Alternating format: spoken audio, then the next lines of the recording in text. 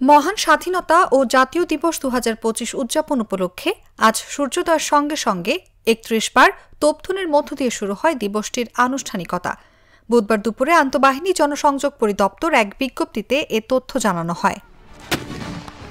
ISPR জানায়, ঢাকা পুরাতন বিমানবন্দর এলাকায় বাংলাদেশ সেনাবাহিনীর একটি আর্টিলারি রেজিমেন্টের ৬টি গান ৩১ বার তোপধ্বনির মাধ্যমে মহান স্বাধীনতা যুদ্ধে বীর শহীদদের প্রতি গান স্যালিউট প্রদর্শন করে। প্রতি বছরের ন্যায় এবারও যথাযোগ্য মর্যাদা এবং উৎসাহ উদ্দীপনার সঙ্গে মহান স্বাধীনতা ও জাতীয় দিবস উদযাপন করা হয়েছে।